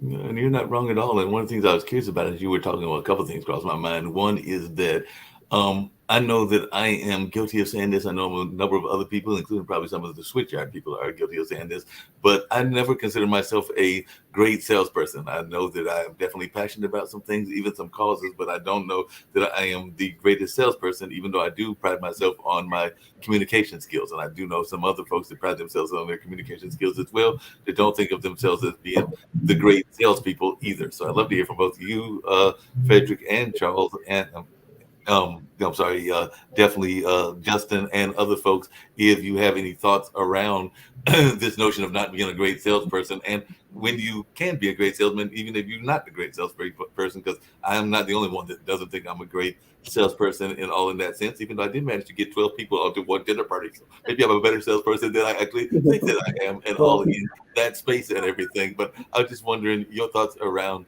the notion of not being a great salesperson. And the other thing that I was curious if you could address, definitely Frederick, but everybody, if they want to. Like I said, there may be a point that y'all see me check out because of that lovely thing called mass transit and all in that space. But that's why they got phones and computers that you can carry with you and all in that space. But that being said, I also heard you talk about language. And sometimes I know that and I know that I believe it's Nevid is from India and everything, that we sometimes feel that people from other countries are talking about us and they're probably only discussing what they're having for breakfast, but there's this fear that we're actually being talked about. And I know that that is a problem that Asian folks get sometimes, and definitely my Hispanic brothers get sometimes. And like I said, I know for a fact that, they're probably not picking on you, but because you don't understand the language, there's this fear that they're talking junk about you. But like I said, they're probably discussing how the high cost of eggs and whether they can afford to get eggs for breakfast and everything. But there's this notion that there is that stereotype that goes on as well.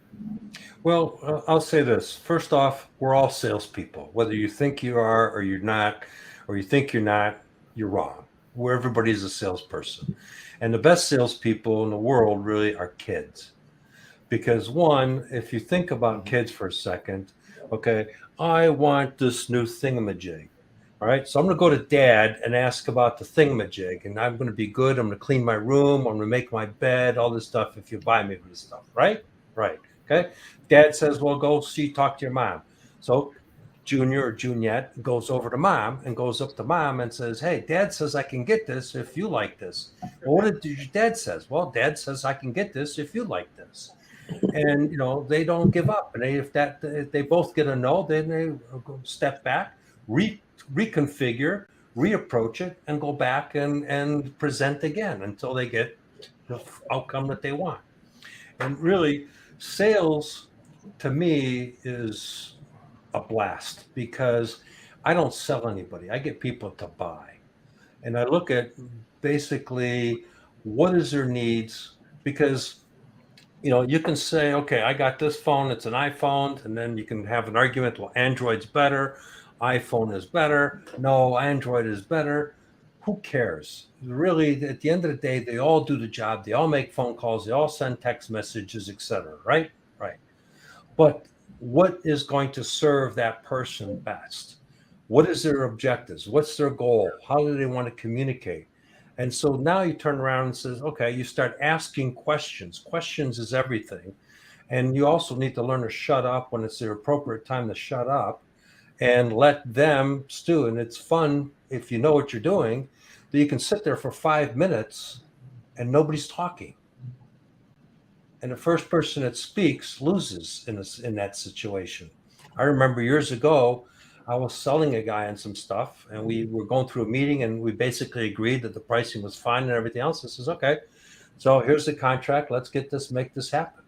And we just sat there for like 7 minutes. Nobody said a word. And he starts smirking. He goes, I know what you're doing. And that was it. It was done. He grabbed it and he just signed it. And so, there's that's one of the tips I can share with you. The other thing is integrity. When you say you're going to call somebody at 1 o'clock in the afternoon, don't call them at 1:05. 1 o'clock on the dot. And you want to, be anal about it.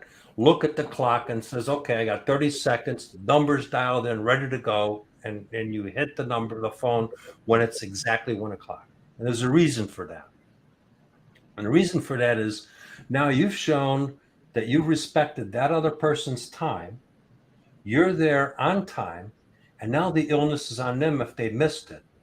And if, they get a voicemail that says, hey, this is Frederick, Michelle, I'm just reaching out for a 1 o'clock appointment. I'm sorry I missed you. When you get a moment, get back to me. Boom. You've got the upper hand now, because now they're going to feel bad. The first thing they're going to start off with was, I'm sorry I missed your call. I got caught up in some other stuff. and now you're running the conversation. Okay, that's one aspect. The other thing is follow-up. Follow-up is, I have a whole chapter on it. Follow up with customers, how to follow up with employees, and how to follow up with business partners. Follow-up is everything, and timing is everything. You know, right now I have with my company, we do interpreting and document translation. And I'm teaching the girl that's working in translation, is she goes, well, I'm going to get to them this afternoon. No, they just sent in. If you take a lackadaisy approach and you say, okay, well, I just came in, I'll call them in an hour. An hour is too late because one, you've displayed that you're not that interested. And they may have wandered off someplace else. And I've closed more sales by just being the first guy that responded back, provided their information, provided a solution, helped them make the decision, sent over the contract in minutes, and I've closed sales in 5 minutes on the phone. Yeah. Because no doubt about that. And definitely I'm going to enjoy this conversation. Like I said, I'm going to jump on that bus, but that's why I've got my phone and my computer. But y'all still stay here at the dinner party and continue the conversation. And as soon as I get from point A to point B, I will definitely be jumping back in. But definitely, I love this conversation and I love the way that y'all are going. So if anybody has to jump off before I get back, just leave your ways that people can reach you and any positive message that you have for the community and the global audience, because that's something that I do on all my shows. But I'll be right back because I'm just going to go and get some beer for the rest of the party. I wish I was actually getting real beer, but we're going to pretend like that's what I'm doing and everything. There you go. So that's all I can share, is that it's really, timing is everything, because it shows that you're interested, it shows that you care, and it shows that you're professional.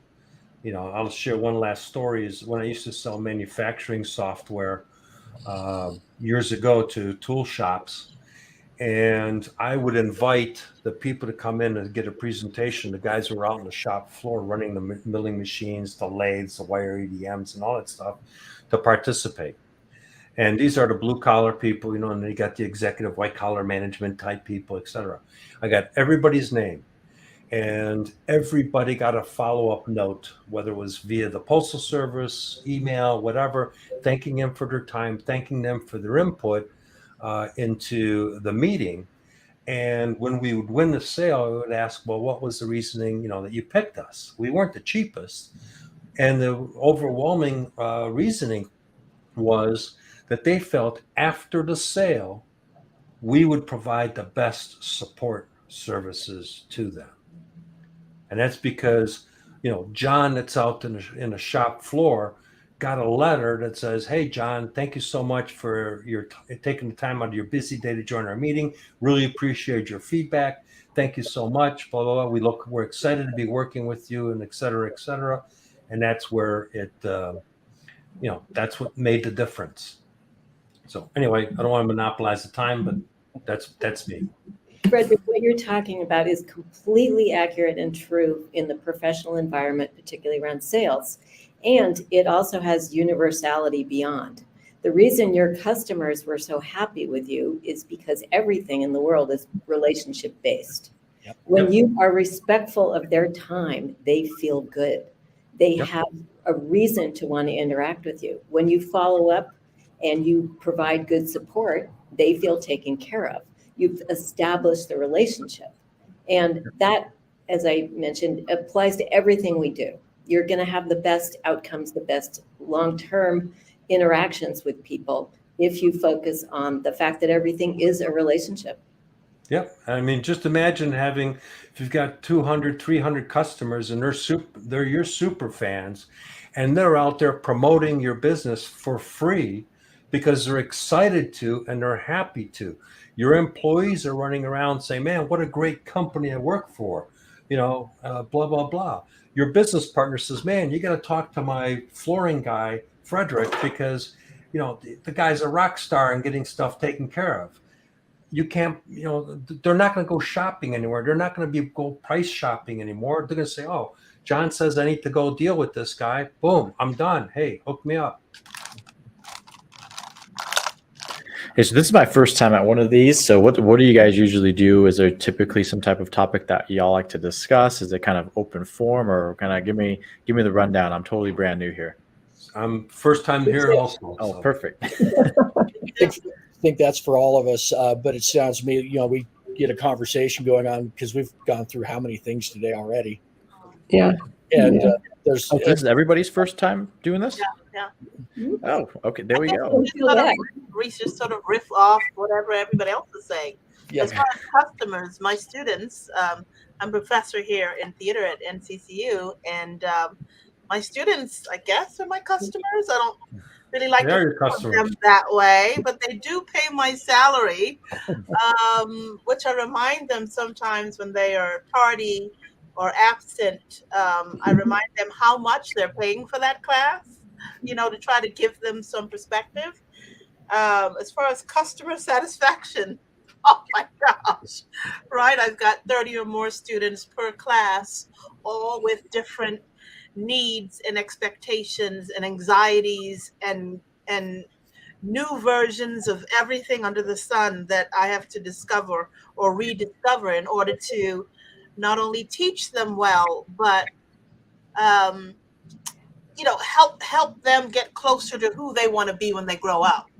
And a lot of times that means emotional support, a lot of emotional support in the way that I teach. And then because, I'm a theater professor, at the end of the day, my second part of the day starts when I'm directing.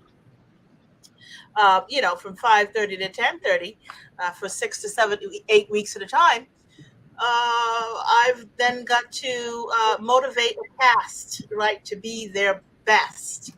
And then we take that to an audience, and I've got to satisfy those people in order to keep this whole circle going. I can't always say I'm successful as this salesperson, but I offer the best of my expertise and the best of who I am, which I do a lot with storytelling, or what we call ethnography. So a lot of my lessons are to present the concepts, and we practice them. I'm an actor, and then I share stories about how that has worked for me in the past and stories about other people. Sometimes I think that storytelling is my best teaching device, is the best part of who I am as a sales person. So I was thinking about that as you were talking, Frederick. I Yeah, have a well, lot of story. No, customers. Nadia, you're absolutely correct. Stories work. Stories are engaging. They suck people in. They get them involved, and when I'm talking to like today, I was talking to the U.S. Customs and Immigration Office. They're looking for American Sign Language interpreting up in the state of Washington. And so sharing what we're doing with the Arizona Department of Health Services with the Women, Infant, and Children's Group, and how we're helping them throughout the whole state of Arizona. So right off the bat, I'm sharing a story. I'm not selling anything. I'm just sharing a story, but the story in itself does the work.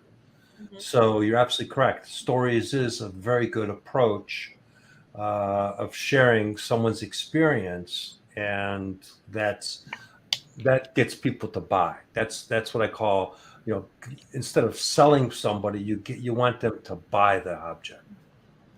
Right. I think the real skill, though, in if I were to call myself a salesman person, I think the real skill is matching the story with that environment, matching the story with that lesson, with that technique, with that need, Yep. with the mood, with the people, with the room, the space that you're in, and so perhaps that's the real skill. And I guess if you let go of your ego sometimes and manage the room and try to better manage the room, you could be more successful at that than most people. Yeah, I mean, you have a very good point. Years ago, I'll just share a simple story to get the point across. Is I just was got into the computer aided design world. My first year at it, and I got sent to this little company called Eaton Corporation, and I was tasked to teach them how to go from drafting boards, 2D design, to 3D design on the computer screen. Okay. And I did my first day training, and the manager of the group pulled me aside and said, "That was the worst effing training I have ever seen in my entire life. And I'm going to give you till tomorrow to get it fixed, or I'm going to call your boss. This is ingrained for me for eternity, and you'll be fired." And so, needless to say, I slept very well that night. Not. And what I invented was engagement training. And so what I did was I started to get people involved and says, "Okay, John, how would you go about making this thing?" "Well, that's not exactly correct." "Steve, can you show John how this could be done?" And I started to get an involvement of everybody, and that became my training style. And then I ended up being the top trainer for the whole Midwest, teaching General Motors, Eaton Corporation, Westinghouse, and a lot of big companies. Because what happened was they were part of the training. I wasn't talking to them anymore. We were working it out together as a team, and that completely changed the dynamics of it. And actually, that guy wrote me a recommendation letter because he couldn't believe the transformation. And I still think of that today. I got put into a spot, and it was like either do or die.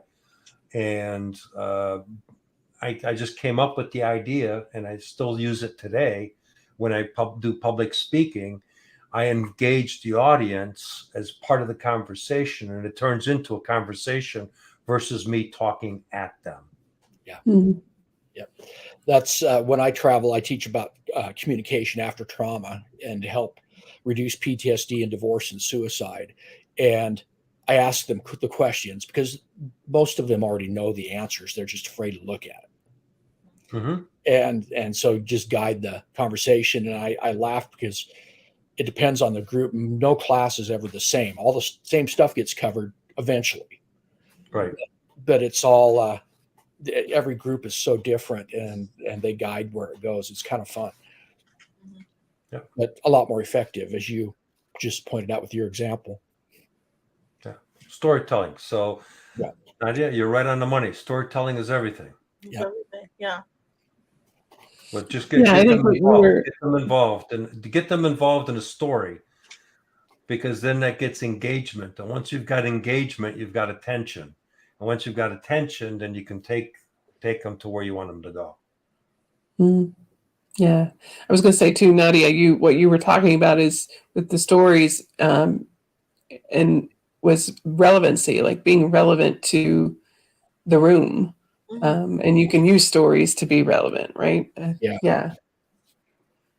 I think because they represent the best of our life experiences and our expertise. If we were going to consider ourselves great salesmen, we have to use the best of what we have available. And so that makes sense to me in whatever business that you're in. Yeah. Yeah, for sure. Yep. I wanted to let me show you this.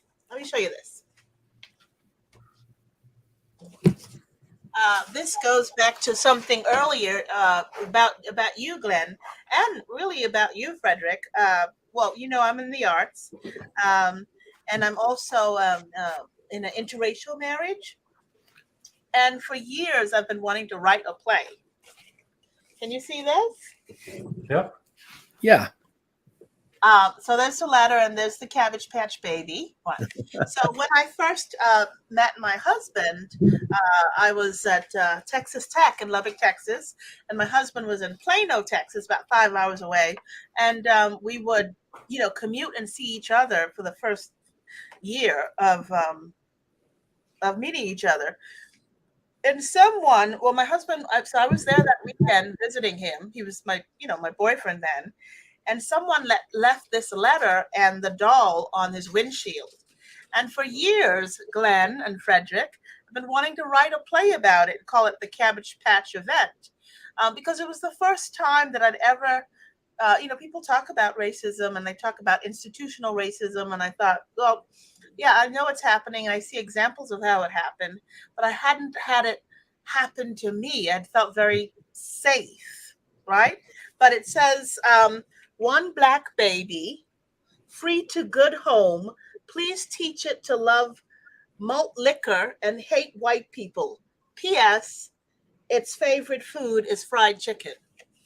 Someone had left that on his windshield and he went out to his car and picked it up. And I thought, I mean, as an artist, first I was afraid. I was very afraid. I didn't go out for the rest of the weekend because I knew someone was watching me and someone had the bravado to go and find that Black doll and write the letter and put it there and run away.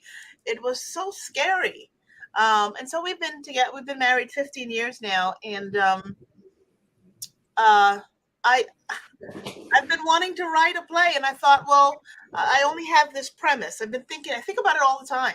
And when I meet other writers like you, Frederick, and you, Glenn, you said talked about the fear ruling you, because I think, well, who wants to hear this story?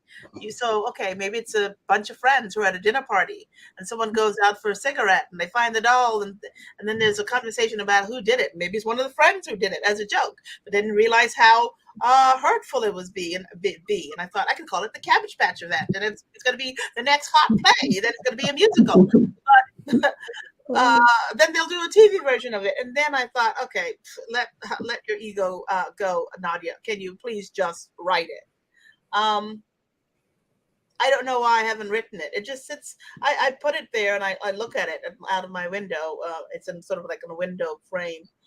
I don't know what I'm afraid of, or I just won't make time for it, or I think my stories don't matter as much as my ego tells me it matters. Anyway, that's my story. Everybody's story matters. And the interesting thing is everybody has a story.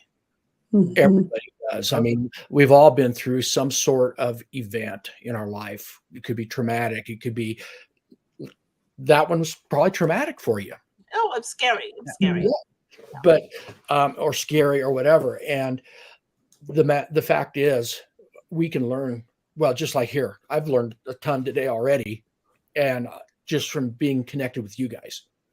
And that's the book is an opportunity for you to connect with a lot more people than just one or two. Mm-hmm. And exactly. An everlasting connection, because it's never going away once it's out there. Yeah. Yeah.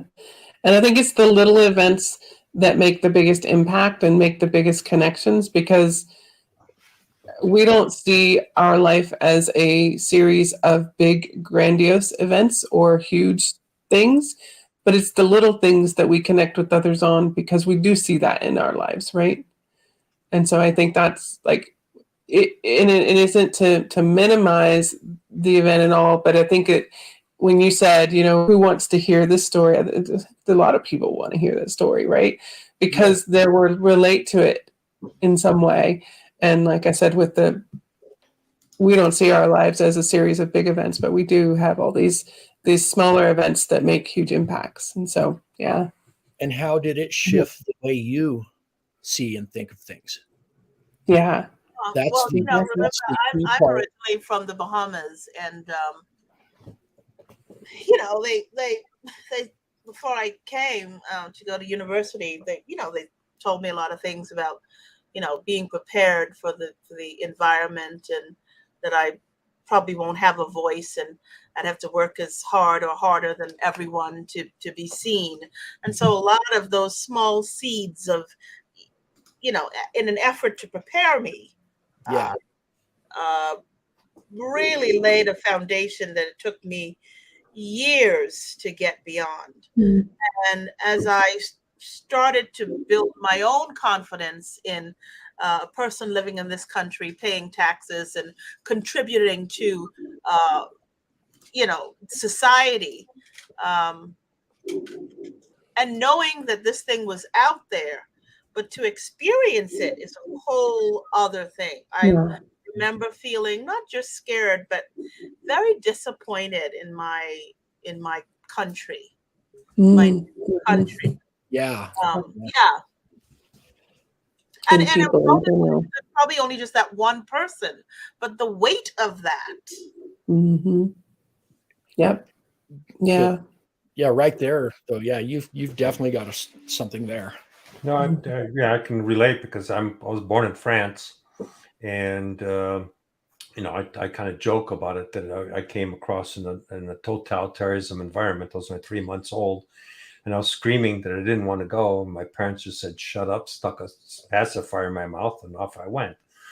But when I grew up in the state of Michigan and going to elementary school, my English wasn't that good because we spoke French in the house, and English was outside of the house. So I got teased and what would be bullied today.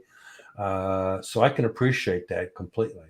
I have a different perspective of it, but the same perspective in a different manner. Yeah. Well, and I mean, I practice my best standard American. I don't use my patois. I always joke to my students, because I also teach a voice and diction class, and I always joke to my students as we try to clean up their southern and their elongated vowels, that if I were to use my patois, if I were to walk into my interview saying, yeah, I got 17 years of teaching experience, and y'all should hire me because my PhD is in this, and my master's is in this, and my bachelor's is in this, and don't worry, I'm gonna be a good teacher. I could not survive. But more than that, I understood that the sooner I assimilated with the way that I spoke, the more opportunities I would get. And because I started out as a musician and then later on an actor, I had to be able to master the tools of my craft. But I also understood that I could not survive if I spoke like that all day, every day. And I wouldn't have gotten any teaching jobs, certainly not at the university level. Yeah. I grew up in the middle of nowhere in Georgia, and I had a very heavy Southern accent growing up.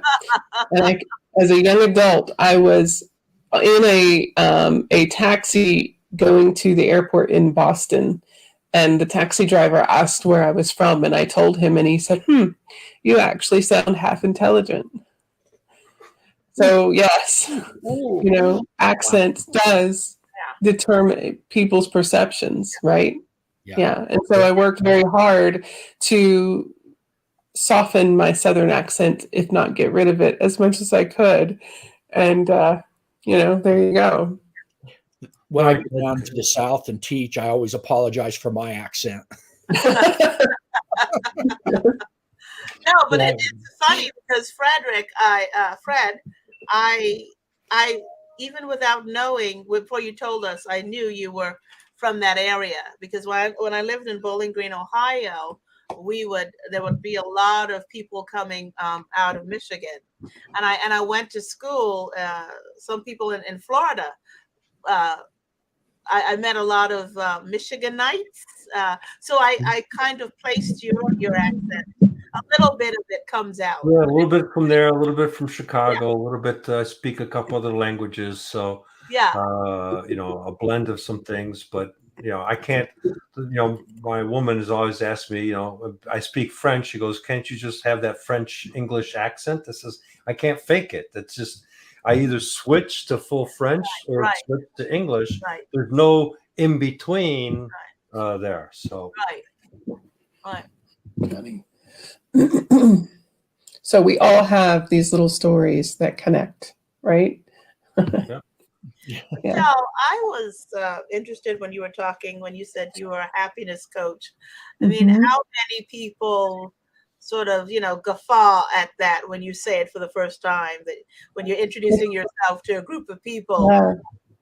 It's funny. Yeah, because one of the things that I will usually say first off is that does not mean I'm a Pollyanna. Like, right? I'm not super positive and happy-go-lucky every day, all day. Just doesn't happen.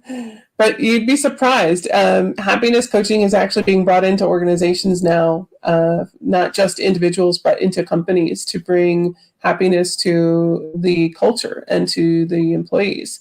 And, as a part of this whole mental health, bigger awareness. So, it's certainly more accepted these days. I think if I had, just 5 years ago, said I'm a certified happiness coach, I probably would have gotten a whole lot more of the guffawing, But yeah, I always have to say, that my disclaimer is I am not Pollyanna. So yeah. Well, I get to go to a doctor's appointment. I broke my foot in, of all places, North Carolina. Oh, no. Surgery to Wow. get it fixed, so I get to go for my follow-up. Yeah, I gotta get back. Great to meet all of you. So it was a pleasure meeting Yes. everybody. You too. Yes. And Thank you. I will I'll I put my will contact info in there. So Thank you I'll so be much. out in Phoenix in 2 weeks, Frederick. oh, okay. Look me up. I'll do that because I'm going to be there for about 2 weeks. Yeah, I'll be in Florida next week, but I'm back the week after. Okay. So It's That's so a small wonderful world. to talk to adults. It's been a long time since I did it. I'll just leave you guys with one quick Wonderful. last. Talking about small world, I'll leave you with one last funny story. Back in 1995, I got married. I'm not married anymore, but we were on our honeymoon, and we're in Lucerne, Switzerland, and we're going up a train ride up to Mount Pilat. And we're on a train, and I'm looking back, and I go, I know this guy. No, you don't. Yeah, I do. So it turns out it was Adolf, one of my customers. Gosh, just a name popped out of nowhere. But I remember he was one of my customers back in Illinois that was on vacation with his wife on the same place in Switzerland. It gets better. We get to the top. I'm at the highest point, see this little private plane flying below us, so you know you're up there. And I hear a woman's voice going, "Hey, Frederick, is that you?" You talk about a guy just going, "Holy moly." And it was actually a woman that was an executive that we had shared executive suites that was like 4 suites down from me. She had won a prize, and she was up on top of the mountain that we got to. So I ran into 2 people on Mount Pilat in Switzerland from the state of Illinois. That one was a customer and one was a colleague with a different company. So yes, it is a small world. Very small. Yeah. All right, with that, I got to run off. See you guys. Take care. It's good to meet you. Bye-bye. You and thank you guys for your time. That was awesome. Thanks, Glenn. I'm gonna look up your book. Oh, thank you. I appreciate that. That's one thing I forget to do is ask people to buy it. So I'm sure it's on Amazon.com. yeah, Barnes and Noble and Amazon and Target and one other company I can't remember now. Bridging the Gap. Let me write it down so it's here for me. Yeah, let me know what you think, and that's what I do now. I got 2 more books in the works and 7 more planned. Gosh, I'm proud of you because I can barely write this thing, and it's been looking at me in for 15 years. So proud of your success. Well, when you get to that point, let me know, because I got a writing coach, and they do an online thing that works, and that improved my book so much. And then it all comes down to your editor at the end.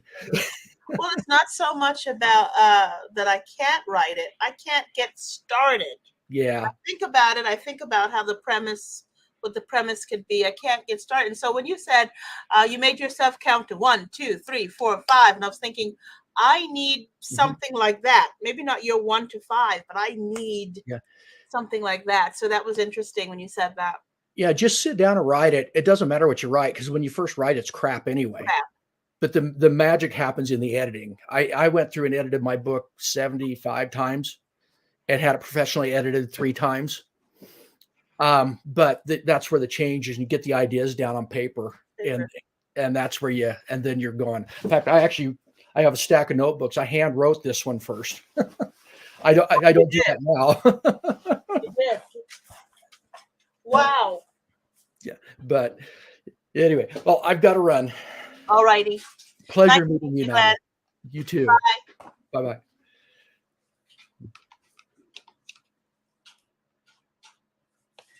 Okay. Was that you earlier? I was trying to get my paper so you could write to me what you wanted to write. Oh, no. Somebody said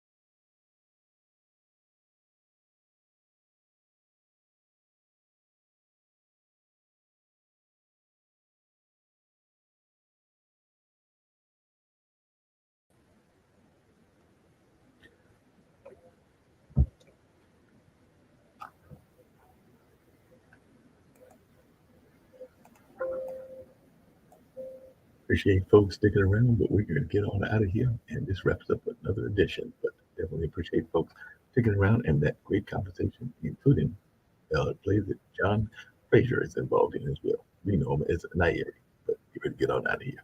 Hope everybody had a good old time. And let's check out this event that is coming up as well.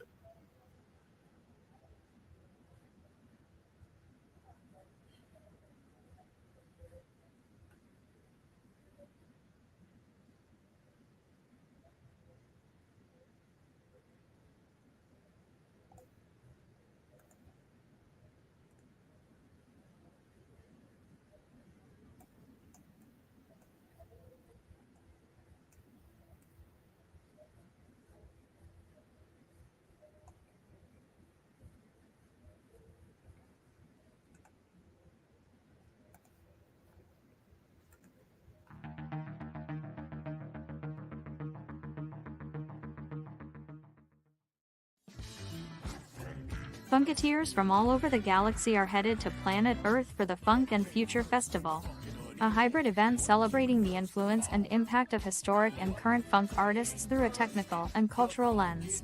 Taking place February 26 at the Hayti Cultural Center in Durham, North Carolina. Featuring Zach Robertson and the Nappy Head Funk Army and Tony Cam and the Funk All-Stars in concert and in the metaverse. Tickets available now at funktology.com.